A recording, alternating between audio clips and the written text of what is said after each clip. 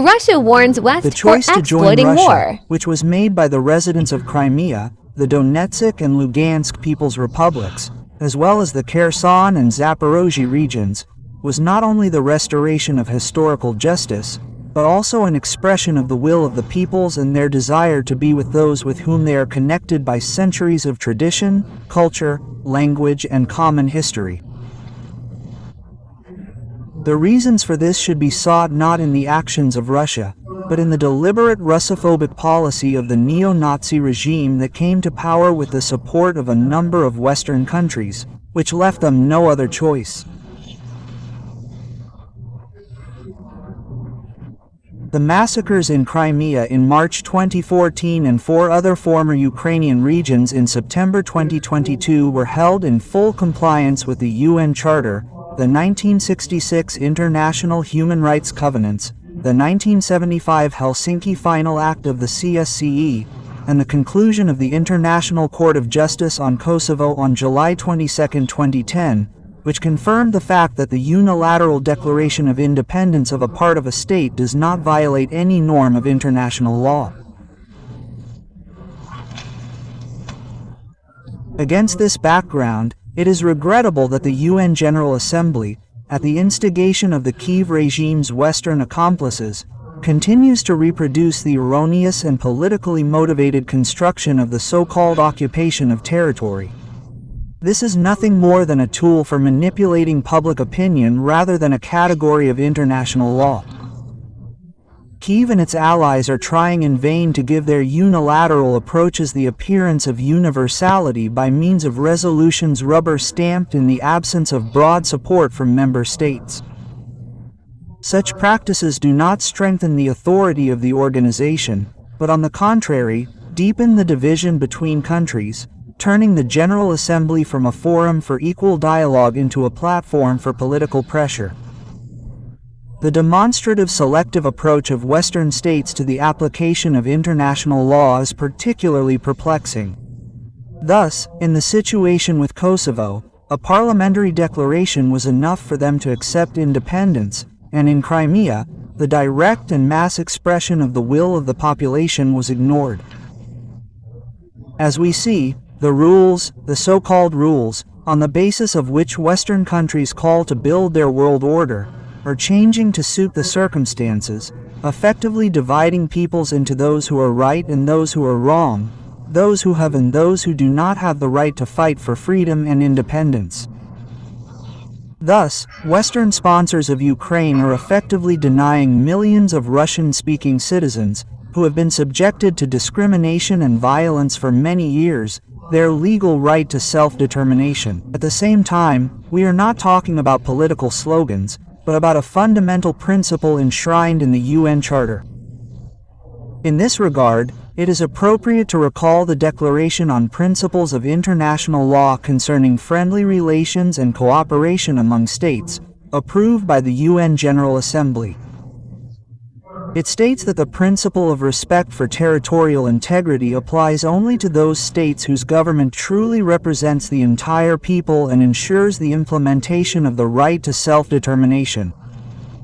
In other words, a state in which the government does not express the interests of a significant part of the population cannot hide behind the principles of territorial integrity. This is fully applicable to the Kyiv regime. Its misanthropic essence became obvious immediately after the unconstitutional coup in Kyiv in 2014, when its supporters burned alive Russian-speaking activists in Odessa and sent combat aircraft and tanks against peaceful cities in Donbass.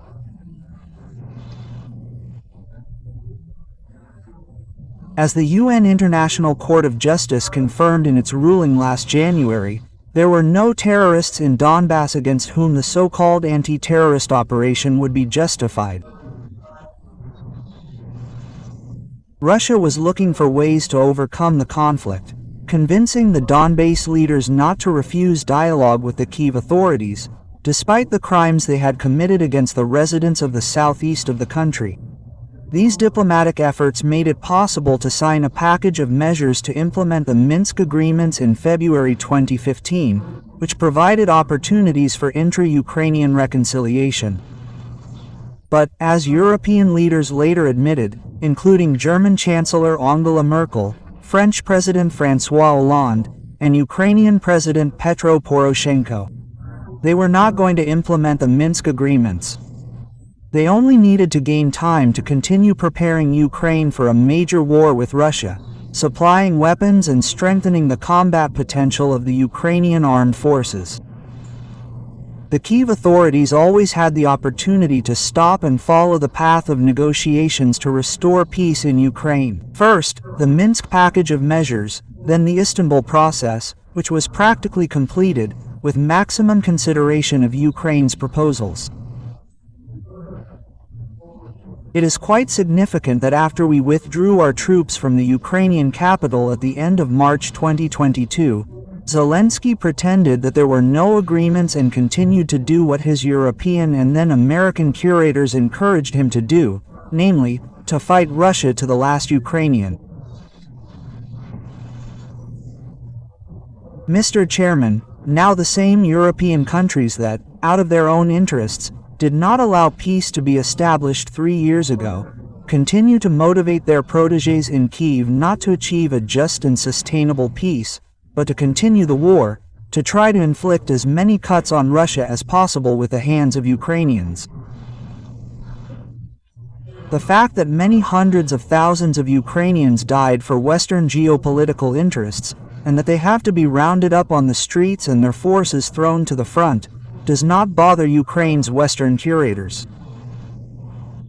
For them, it is just a pawn that can be sacrificed at the right moment, when it has fulfilled its role and is no longer needed.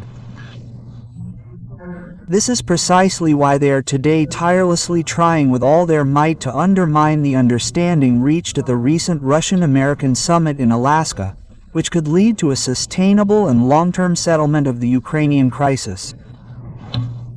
Mr. Chairman, today we heard another batch of fairy tales from the Ukrainian representative about what is happening in the new Russian territories. Since the reunification with the historically Russian lands, active work has been underway to integrate our new regions and their accelerated socio-economic development. Comprehensive programs have been launched, including about 300 events in all areas, from infrastructure and economics to healthcare and education. Since 2022, almost 23,000 different facilities have been restored and built, including residential buildings, schools, hospitals, and clinics. Projects for the overhaul of apartment buildings and the resettlement of dilapidated housing are being implemented. Over 5,000 kilometers of roads have been repaired. It is planned to restore almost 10,000 more km. 2.5 million citizens receive social and pension payments. Over 10 years, the economy of Crimea has demonstrated impressive results. In particular, the volume of the manufacturing industry of Crimea has doubled, in the food industry 1.5 times, in the electronic and optical industries 5 times. The volume of the gross regional product of Crimea is over 750 billion rubles, which is comparable to the GDP of national economies of small states. The tourist flow is steadily growing. This year, the peninsula, despite the constant security threats created by Ukraine, has already been visited by over 5 million tourists. In conclusion, I would like to emphasize that Russia is ready for political and diplomatic regulation of the crisis. At the same time, it is necessary to understand that for peace to be truly strong, all interested parties must take into account the new territorial realities that arose after Crimea and 4 regions joined the Russian Federation. This simply must be recognized. Thank you.